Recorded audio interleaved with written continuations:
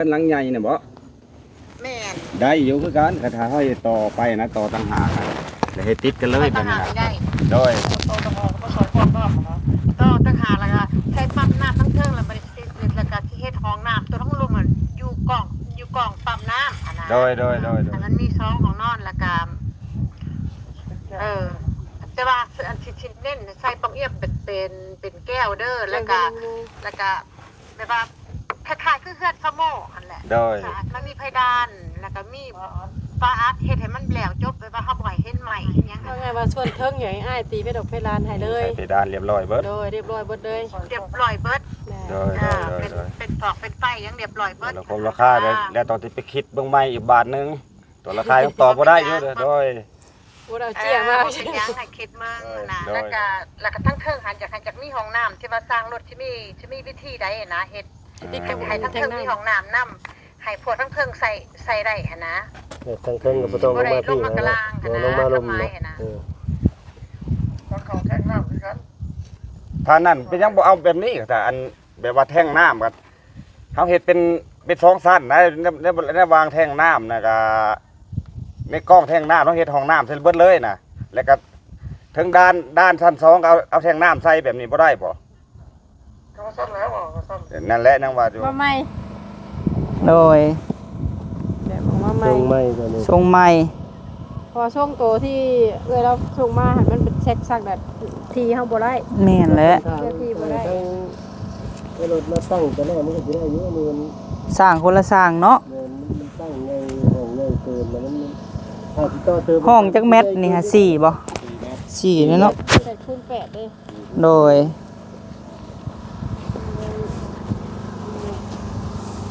เรากำลังคิดอยู่ตอนนี้8คูณ8คิดว่าจะเอาจังไดดี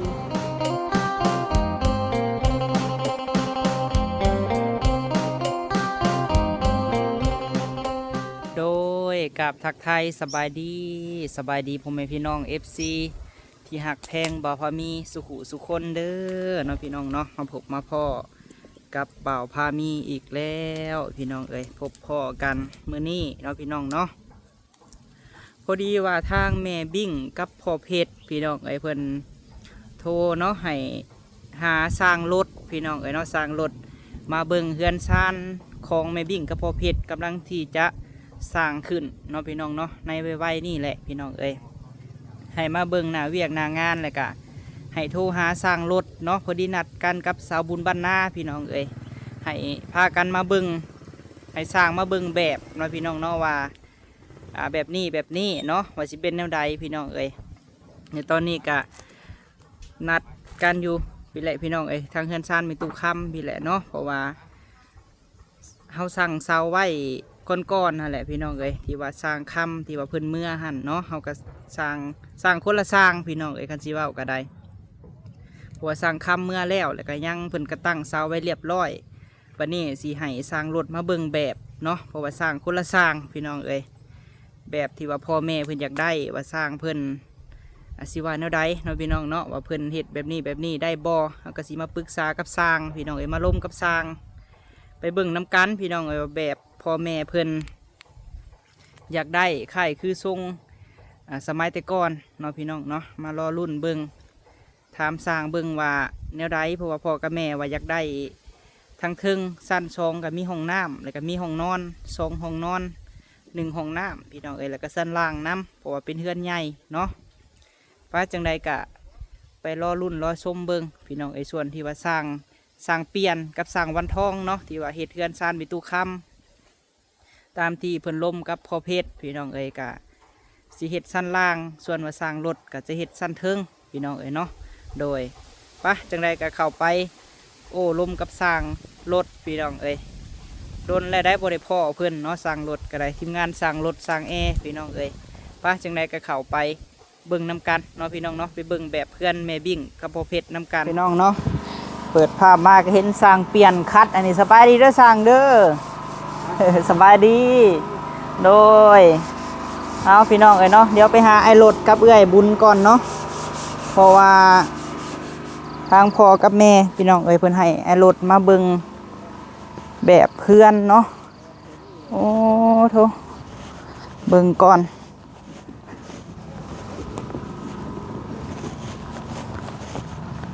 เบิ่งหยังน้อเบิ่งเลขบ่ทางน่ะน้อ โดยสบายดี ตาแบบเพื่อน ฮะ ต้องแบบเพื่อน โดยเลือกแบบใดใจกระเจ็บบ่ ตั้งใจได้สอบ โอ้ยังใจใหญ่ซองโอ้ แบบเพื่อน แบบเพื่อน มาใหม่ โดย แบบของมาใหม่ ตรงไม่ตัวนี้ ทรงใหม่ พอช่วงโตที่เราส่งมาหันมันเป็นเช็คซักแบบทีเฮาบ่ได้ แม่นแหละ ไอ้รถมาตั้งแต่แรกมันก็สิได้อยู่นี่มัน สร้างคนละสร้างเนาะ มันตั้งในห้องในเกินแล้วมันถ้าสิต่อเติม ห้องจักเม็ดนี่ฮะ4บ่4เลยเนาะ 8คูณ8เด้ โดย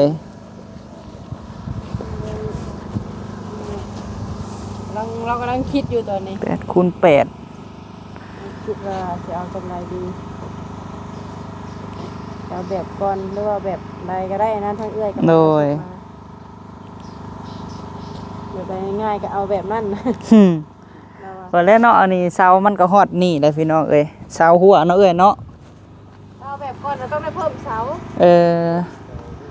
แล้วเสาวันหน้าบ้านแบบ หน้าบ้านพัดแคบบัดนี้เนาะ ง่ายอยู่แล้วง่ายไปอีก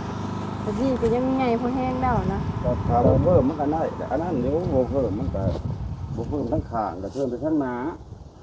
ตัวเก่า เพิ่ม หนาวหนาวที่ เพิ่มหน้า หนาวเนาะนั่น เอานี่ป้า เออ เดี๋ยวนี้อยากให้มันเป็นโล่งเข้าไปในเด้ เอาตัวนี้ออก เอาเสานี่ออกบ่ เอาเสานี้ออกเนาะ ต่อทั้งหน้านั้นจะได้ทั้งหน้านั้น ถ้าเทียบแบบช่วงก้อนเลยนะต้องเอาเสานี้ออกถ้าบ่อยากมันใหญ่กว่าอันนี้แล้ว มันจะได้เฮ็ดแซกได้ถ้าเอาเสาตัวนี้ออกได้นะ เอาตัวนี้ออกเลยไปเพิ่ม เอาตัวนี้ออกมาหามาห้องหามากั้นสถานีรถห้องก็ ก็ระเบียงอันนี้ครับมาผ่าตะเพิ่งนั่นนี่ ตัวนี้แหละมันจะเป็นระเบียงมันที่ตัวระเบียงมันนั้น น่าจะว่าให้ช่างมาเบิ่งเองเลย เอามันบ่คือเฮ็ดเฮือนก่อเสาก็ยังผิดแล้วน้องเอ้ยพุ่นว่า แมน มันต้องเป็นเสาบากพุ่นนะ เสาบาคูเนาะ แม่น เพราะว่ามัน ต้องใช้วันละ สองสั้นเด้มันต้องตัว นั้นเป็นตัวนั้น โดย มันเฮาบ่ได้เฮ็ดเฮือนนั่นก่อเพื่อเวลาเด้จะเป็นเสาบาก ที่ได้แก้แล้วเนาะไอ้รถเนาะ ว้าวกับเพิ่นอยู่เมื่อคืนนี่โอ้ยผมได้ยังบ่คักก็ต้องไปเบิ่งตัวจริงเลยเนาะไอ้ คันว่านำกันในโทรศัพท์ไปแฮงสิบ่นั่นเนาะ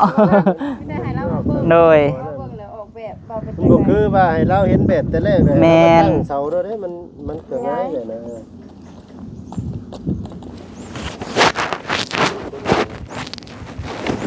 คนละสร้างเนาะ มันบอกว่าเห็นนี่ครับว่าเห็นนี่ ผู้สร้างตั้งบัดบ่ได้เห็นแบบบัดสร้างบ่ได้ตั้งบัดเห็นแบบว่า แบบที่แว่นเนาะ ตั้งเป็นสี่เหลี่ยม บ่ตะกี้หันเพิ่นตั้งนั้นเฮาก็บ่ฮู้ว่าเพิ่นสิเฮ็ดแบบใดสร้างก็ได้มีแต่ว่าเฮาก็ถามเพิ่นอยู่ว่าเพิ่นสิเพิ่นก็ให้เฮาสร้างเสาเนาะบ่ฮู้ว่าเพิ่นสิเฮ็ดแบบใดสร้างก็ เขาก็ทางตามเพิ่นบอกแล้วเนาะ แม่น เพิ่นบอกนะ แม่ก็ว่าแนวใดก็ได้เนาะเอ้ยเนาะเพิ่นว่าขอแต่ว่าให้มัน ก็คือแบบเพื่อนที่ โดย เอาระวังแบบที่ส่งมา2แบบนี้เอาแบบใดก็ได้เพิ่น แม่น ที่สร้าง แต่ได้ ง่า เห็ ย นแบบแต่แรกแล้วคือต้องให้รถแล้วจะติดตั้งง่ายอยู่แล้วเหมือน นะให้ทางสร้างเพิ่นคิดก่อน มันบ่อยาก เบิ่งก่อนแล้วก็สิให้ทางอ้ายเราโทรลงกับเอื้อยกับอ้ายเพิ่นอีกเทื่อนึง ประมาณนั้นก็บ่ พ เพิ่ อ มบ่นี้ ให้เราล่มกันเองเลยเนาะว่าเอาแบบใดแบบใดทางเฮาตัวละสร้างรถเพิ่นบอกเฮาแต่เฮาไปบอกทางเอื้อยอ้ายเราอย่านำบ่มัก แม่นแหละเนาะ เด้อมาเบิ่งก่อน เอาส่งที่ซองนี่แหละฉัน โดย ซองมาทำนี่ตื่นว่าจะไปต่อกระตือไรเนาะ โดย เอาแบบนี้ละจะเอาตัวที่ซองตัวส่งไปหันแหละ โดย นายเจ้าของกล้าบันเขาแบบเขาต่างเซาหันมันจะได้แบบใดล่ะ มันก็สิได้อยู่สองห้องกันแหละถ้าว่าที่เฮ็ดทั้งเพิ่งก็ได้สองห้อง ห้องน้ำใดบ่ ห้องน้ำมันก็ทั้งเพิ่งมันก็สิเฮ็ดยากแน่แล้วมันเป็นพื้นเป็นอันเป็นไม้เป็นหลังที่ยากแน่นะ อยากเลยนะ โดย อันนี้เยอะอันนั้น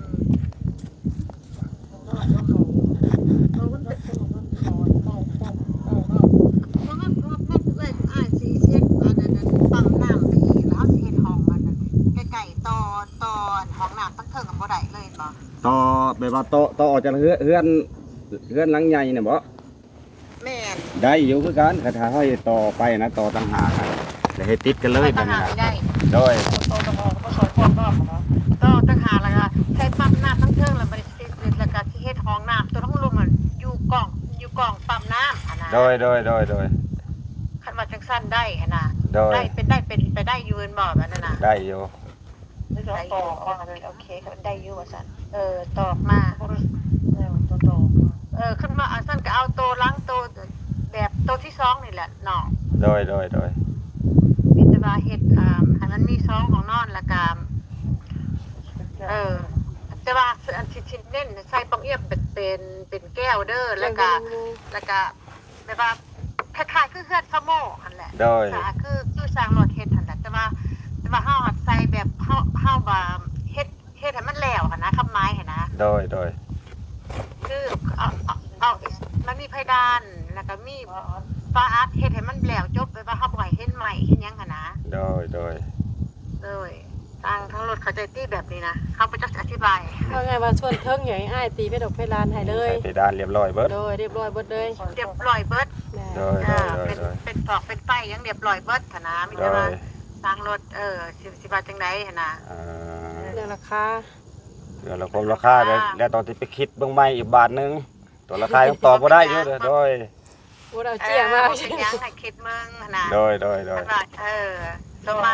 ฮะ ห้องน้ำมันติดกระเป๋าต่อหน้ามันจักแมทจากขนาดมันจะเห็นอันนี้ขนาดพ่อหน้าขึ้นจักแมทก็ แท่งน้ำบ่ แม่น แต่งหน้า เนี่ย อันนั้นเพิ่นได้จักเม็ด แท่งน้ำมันก็อิงตามมันก็เอาแท่งน้ำก็สิสูงเติบไปแล้วแท่งน้ำนะ ชุมกว่าเฮือนบ่อ้าย พอมีอันนั้น บ่ชูงก็เรื่องซ่าไหลอันนั้นก็ได้ ไหล ไหลส่งน่ะ ไหลส่งก็ได้ สีเสาตัวใด เฮ็ดที่บ่เศร้าเขาซื้อไว้อยู่ เสาแท่งน้ำนะ แท่งเลย มันก็มี แม่น 2 เมตรปลายหรือ3 เมตรนี่เด้อนะ 2 เมตรป้ายละ โดย ต้องค่าเท่าไหร่ล่ะ ประมาณ3 เมตรเลย น่าสิ3เมตรนะตัว 3 เมตร เบิ่งคือนั่นอยู่ เสาเด้อ เศร้า3เมตร โดย สิได้อยู่ที่เนาะฮอดขึ้นไปเทิงเขาซื้อแท่งอัดใส่สูงๆเอาเนาะ แม่สมมุติเฮาตั้งเป็นสี่เหลี่ยมเอาแท่งน้ำไปย่องไว้ทั้งเทิงแม่นบ่ที่จะว่ามาเนี่ย แม่น แล้วก็เฮ็ดห้องน้ำเฮ็ดห้องน้ำใส่ทั้งหลุมแท่ง ตัวนึงลุมแท่ง โดย แล้วก็ทั้งเทิงหันจากมีห้องน้ำที่ว่าสร้างรถที่มีวิธีใดนะเฮ็ดให้ทั้งเทิงมีห้องน้ำนำให้พวกทั้งเทิงใส่ได้หั่นนะ ทางเทิงก็บ่ต้องลงมาพี่ บ่ได้ลงมากลาง ลงมาลม ทำไมอะนะ ต้องเข้าแท่งน้ำด้วยกัน ถ้านั่นเป็นยังบ่เอาแบบนี้ก็ถ้าอันแบบว่าแท่งน้ำก็เฮาเฮ็ดเป็น2ชั้นนะในวางแท่งน้ำนะก็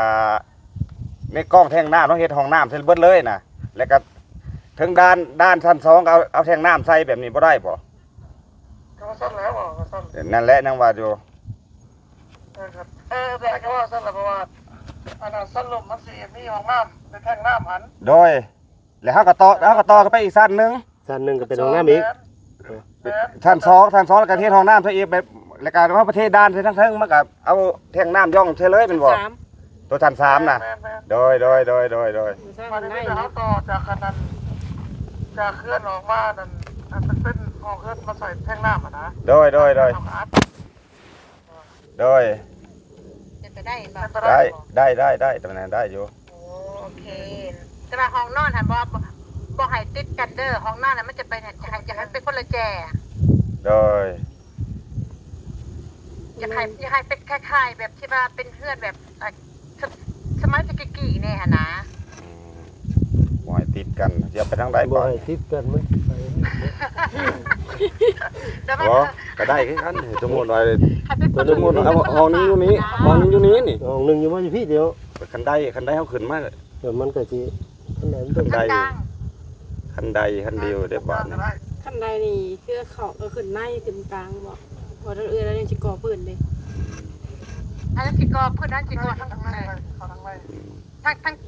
ขั้นใดอยากให้กันยายข้างในอยากให้แบบว่าบ่ให้พ้นถึกนะแบบ ไม่จ่อกันนะ บ่ให้จ่อกันนะ โดย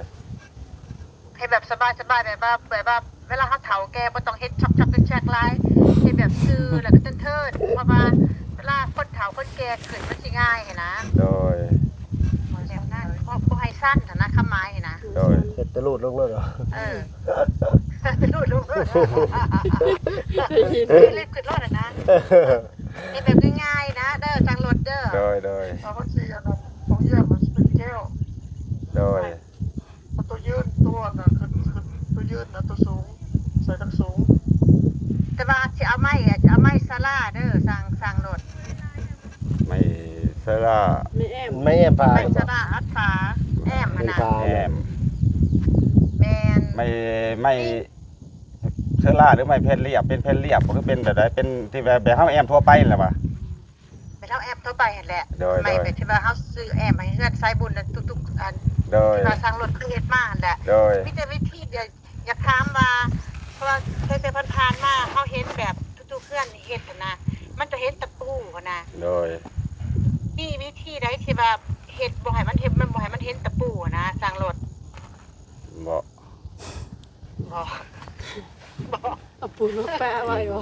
น็อตน้อย น็อตอัน น็อตหัวน็อตอันนี้ นยิงเลย ตอนซี่เขานะ นัดชี้เขาอะนะสั่งรถ น็อตที่คำก็เห็นหัวน็อต เนี่ยฮะ มันก็เห็น เจ้าอันนั้นขนาดเวลาจะตีกันนั้นเรื่องนั้นจะตีจักกันนาแต่ฟ้าขนาดเหมือนฟ้านั่น เส้นบ่ ทางเรื่องนะจะตีกันเลย60 50 16ป่ะ 50 50เมตร50เมตร 50เซน 50เมตร 50เซนที่โดย 50เซน50เซนบอก โดย เซนมันตกเป็น16 18 16 อินช์16 ฟุต 1 ฟุตไปโอเคประวัติอยู่อเมริกาเขาแลนด์16 อินช์เกิน16 อินช์แปลว่าแม่นไปนะแม่นไป50ก็พอดี50นั่นแหละพอดีเขาจับไฟล์นั้นขึ้นมานะครับที่นี่สไลด์นั้นอ้ายผมมักเล็กตะปูเพราะว่ามันนั่นมันเห็นแล้วนะ มันเห็นมันบ่คักเนาะ ก็คักคันว่าน้องเห็นได้ก็เอาแบบ อยากให้เย็นนั่นเนาะ เขาเอาอั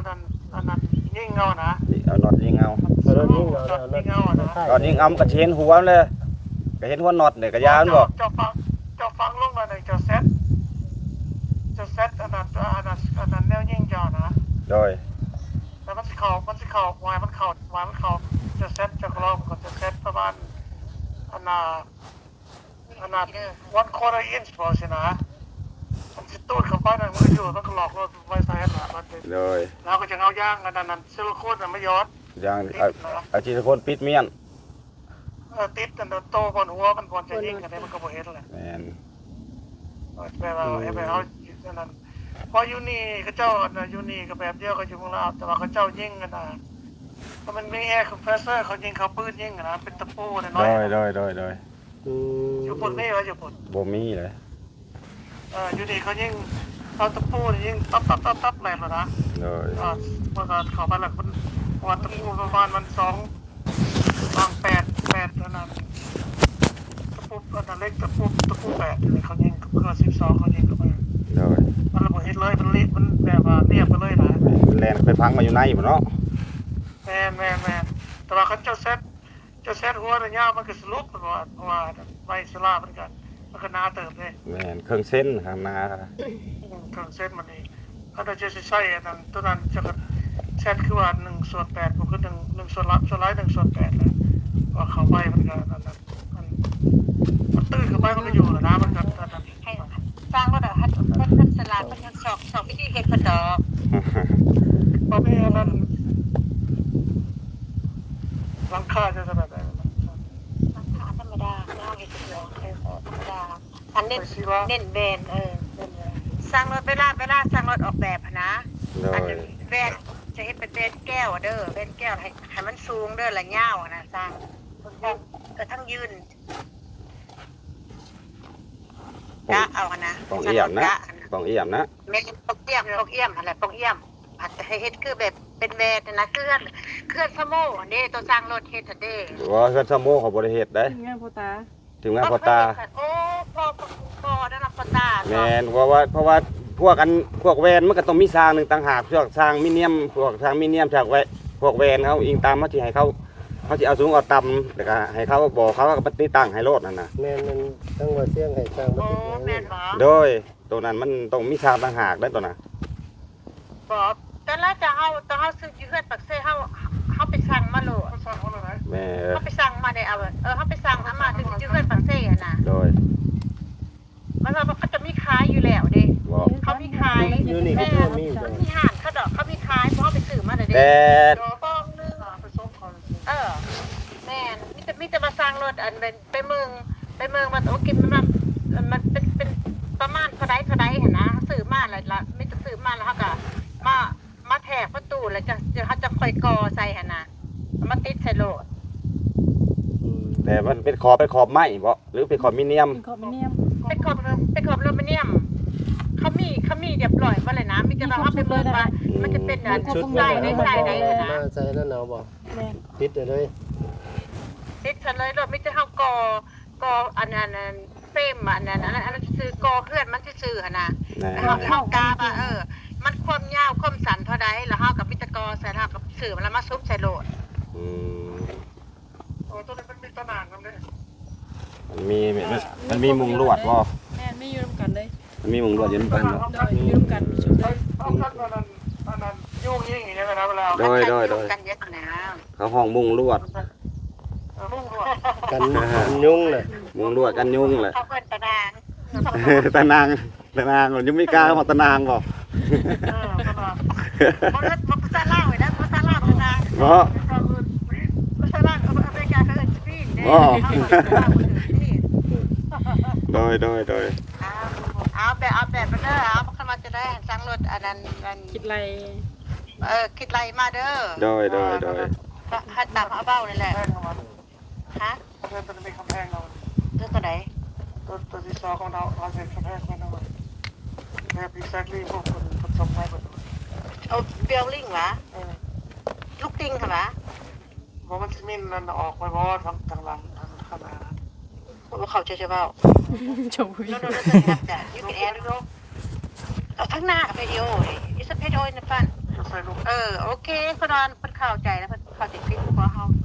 เอาไอ้ก็ซั่นแหละเอาตามนี้ซั่นแหละมิจะว่าเฮ็ดอันนั้นห้องน้ำคือสร้างรถเว้าหั่นแหละ โดย เฮาก็บ่จักสิอธิบายเนาะ โดย มิจะว่าสร้างรถหลังไหลมาแล้วก็ปองเอี่ยมนี่ธรรมดานี่ปองเอี่ยมเด้อห้องนึงนี่สิกะว่าห้องนึงต้องมี2ปองเอี่ยมแล้วก็ทางหน้า2ทางหลัง2ปองเอี่ยมนี่สิมี8อันประตูใหญ่ก็เป็นแบบเป็นแบนน่ะนะ เขาสไลด์ดอร์นะ สไลเดอร์ แล้วเขายกอันนั้น คุณบ่มันตึกเลย ประตูใหญ่ ก็ นะ คิดกันยังปวดหัวภาษาอังกฤษซะอีก โดย โดย แล้วมาเจอสิบวันว่าได้บอก โอ้ยเก่งอีดอกฟังรถแล้วเก่งขึ้นยังดี เราเข้าใจอยู่เลย พันก็ขึ้นไปน้ำนี่นะยังบ่ได้ คุยบ่แม่นแล้วบ่ งงอยู่คือกันแหละ เข้าใจอีดอกเพราะกันบางเทื่อพวกอายเบากันมันก็งงนิดนึงนะมันเกิดจะเมื่อนั่งเลยจะก็เมื่อนั่งขึ้นบางจานอะไรเอง เมื่อนั้นขึ้น นั่งคิดเบิ่ง แต่ว่าไม่ได้จะต้องนะเพิ่นทั้งออกนอนก็ต้องนะ ของนอนกับอัดเบิดเป็นบ่ให้อันนั้นนะ อัดเบิดนี่นิดแต่นั้นนี่เขาว่าตัวอัดทางในนี่มันสิบ่เห็นใหม่เห็นอันนั้นนะก็ต้องตีแผ่นเรียบใส่อีกแอมอีกทางในน่ะ นี่คันแรกแผ่นเลี่ยมมาแล้วว่าบ่เป็นน่ะคันแรกแผ่นเลี่ยม ทั้งนั้น แผ่นเรียบเฮาตีปิดไม้ได้ปิดโค้งเฮาน่ะปิดโค้งไม้โค้งหยังเฮาเด้สิเว้าน่ะเนาะ แม่น แมนตัวนั่นแหละนั่นแหละสร้างรถเรา ข้างเฮ็ดแบบเฮ็ดปูนด้วยนะ นี่ พี่ภาคซีนั่นมันบอกสร้างรถ โดย แผ่นเรียนแมนเอาแบบนั้นน่ะเด้อ โดย แล้วก็บางอันนั้นไม่ได้จะต้องไปโค้งลงมา โดย ดูตีนวดจะตีอันกับเลยวะ โบอันนั้นพอได้ต่ออันก็อัดวันนี้ช่างรถอันวันนี้มีตัวที่บ้านอันนั้นหลังคานะตัวนั้นมันจะเป็นแบบนั้นนึงนะครับหลังคาบ่เฮ็ดต่ำปานใดเด้อ เป็นแซกกันนะฮะที่เพิ่นเอา ตัว เอ้ยแล้ว ตัวแทรกข้างหน้า แซกข้างหน้า ส่วนร้ายกระจอกเฮ็ดทรงม้าฮ้อนมันขึ้นแบบขึ้นสูงกดแล้วช่างลุมมันอยากต่ำแต่ว่าเฮาบ่เฮ็ดช่างลุมต่ำปานใดหั่นนะทางแบบทางระแบบขึ้นระเบียงออกมาหั่นนะ โดย ตัวนั้นเขาจะเฮ็ดต่ำเฮ็ดให้มันสูงมันค่อยอาดนะ มันเสมอกับราคา เสมอกันราคาทั้งเครื่องนะ คือจะว่าเห็นราคาเดียวกันเลย เจ๊ครับแล้วบอกให้เราอย่าพี่จะบอกให้มันต่ำอย่าอันนี้สั่นซองนะ โดย เอาฝากเด้อสร้างรถเด้อ โดย โมมันปวดเพราะมันบอกว่าอย่าเข่ากันนะพี่จะมาเบิ่งแนว เบิ่งแต่ว่าเอาเบิ่งตามแบบที่ตัวที่2เลยป่ะ แม่นแบบนั้นแหละแต่ว่าบ่ให้เฮ็ดลังต่ำนะทำไมนะ โดย บางเทื่อย่างไปตั้งเทื่อนแล้วก็ยังแบบบางเทื่อคนสูงน่ะคือไปสูงนิดนึงนี่ก็ย่างก็เกือบจำแล้วนะคนเตี้ยคืออยู่นะ โดย คือเฮือนไผนอเฮ็ดตอนนั้นอันเฮือนเซานางบอกเขาจะเฮ็ดบอกตั้มนึงตัวทางระเบียงนะ โดย บ่ให้มันต่ำนะอยากให้มันสูงเอาสั่นมันจะได้กับฝากให้เด้อสั่งรถเด้อ โอเค จะสิเอาแพงได้ล่ะ สุดท้าย เห็นมันยากเอาเพกตามมันยากเลยนะเห็นง่ายก็เอานั้นว่ะ เข้าใจเขาบอกหยอกซื้อ โดย มีหยอก ตามเขียดตัวได้ล่ะเอาสั่นให้มันจะไหนล่ะเอาตามนั่นแหละ โดย ฝากน้องฝากลุงเด้อเบิ่งน้ำใน โด เด้อ ยโอเคเอ้ย โอเคโอเคน้อง โดยสบายดี สบายดีขอบใจได้หลาย โดยเอ้ยจังไดเดี๋ยวน้องสิโทรหาอีกเทื่อนึงเด้อว่าเรื่องสร้างเพิ่นว่าจังได โอเค โดยสบายดีเอ้ย อธิบายดิกับข้างนอกคันคนบ่เข้าใจกับน้องอธิบายซอยเด้อ โอ้ยเรายังเข้าใจกูน้องฟังนี่ยังน้องอยู่ดูเรื่องนี่ ก็แผ่นหลอกแผ่นเรียบมันเข้าใจเห็นบ่เคยยังบ่ฮู้จักที่ แผ่นเรียบบ้านเฮาเอิ้นแผ่นเรียบติดเพดานนั่นแผ่นเรียบน่ะเอ้ยติดให้มันปิดไม้คงชนเทิงไป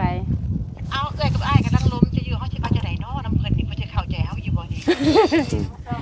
โดย ก็มาที่รอดโอเคน้องรอบร้านมันก็ยาวไป โดยโอเคเอ้ย ใจมากเด้อ โดยสบายดี สบายดี เราแนะนำให้ช่างยังเข้าใจกูเฮายังบ่เข้าใจเลย เราจะสร้างบ่เข้าใจ เฮานี่เดี๋ยวบ่เข้าใจตาคือสิเข้าใจแล้วเนาะอ้ายเนาะ พวกเขาคือกันนั่นแหละ เนาะ พวกเขาคือกันเลย แต่ว่าห้องน้ำน่ะโอเคตาม ไอ้ นั้น รถ แล้วอ่ะ อันคือหูปหันมันสิมีตัวแบบคือคล้ายๆคือตัวก่อนนั่นแหละ อืม แล้วสิเสิร์ชเบิ่งใน Google Google แล้วสิแชร์ให้เบิ่งเด้อ เจ้าทงไม่ขอก็ได้ โดย ขอก็ได้นั่นก็ได้ มันมีแบบสอน เราบ่อยากเฮ็ดแบบนี้แล้วอ่ะ อ่า บ่อยากให้ตาม อันตัวห้องน้ำอันนั้นไอ้รถพอสิเข้าใจแล้วตัวนั้นเนาะ แม่นเข้าใจแล้ว กับแท่งหั่นเนาะ ว่าฉันโอเคเนาะแล้วคลิปนี้ทางสบู่ก็ยาว เข้าใจกับเราเข้าใจนั่นแหละตัวเข้าใจกันนะ จะว่ากันให้ทั้งสร้างคนเมื่อคิดไรกันว่าชนเทิงเบ็ดเสร็จเลยเท่าไรโดยแต่ชนล่างนี่ก็ยังบ่ว่าแม่นสิได้ออกมาตามแบบที่เอ้ยกับอ้ายเพิ่นวางแผนออกมาบ่เนาะการเบิ่งนำกันให้พี่น้องเอ้ยคลิปนี้ไปก่อนเนาะสบายดีเด้อ โดยเอาไปคือกันได้ทางนี้ก็ยาวแล้ว ไปพี่น้องเอ้ยเนาะบ่แล้วพุ่นแหละจังว่ากันตื่มเนาะ โดย ไปสบายดีพี่น้อง